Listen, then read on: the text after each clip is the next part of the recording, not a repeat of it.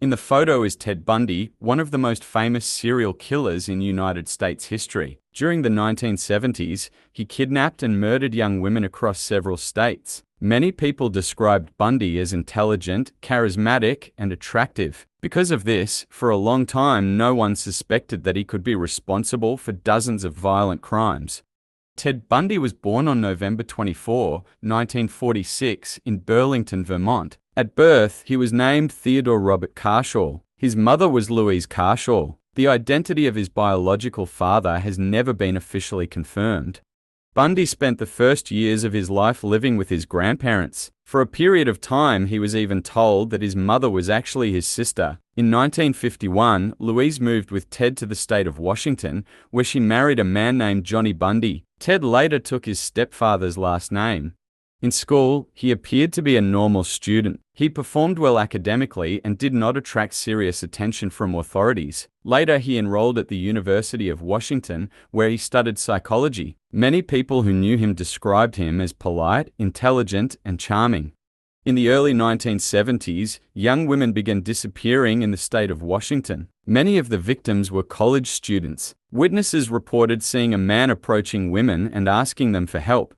Sometimes he pretended to have an injured arm or wore a fake cast. He would ask women to help him carry something to his car. When they came close enough, he attacked them. One of the earliest known victims was Linda Ann Healy, a student who disappeared in 1974.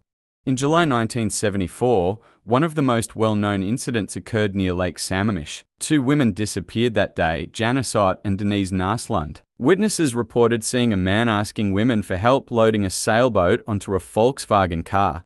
The man introduced himself as Ted. After this event, police began actively searching for a suspect with that name. At the same time, more women started disappearing in other states.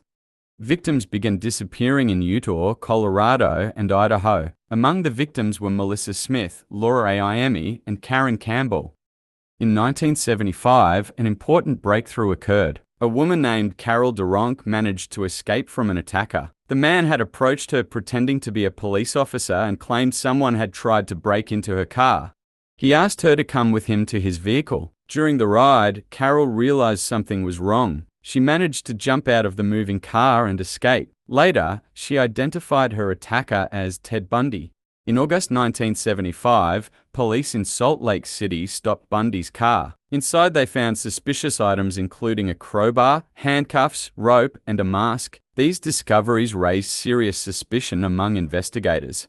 In 1976, Bundy was convicted of kidnapping Carol DeRonk and sentenced to 15 years in prison. However, even in prison, Bundy continued to surprise authorities. In 1977, during a court appearance in the state of Colorado, he jumped from a second-floor courtroom window and escaped. Police captured him again a few days later. But in December 1977, he managed to escape again. This time, he cut a hole in the ceiling of his jail cell and crawled through the ventilation system. After escaping, he traveled to the state of Florida.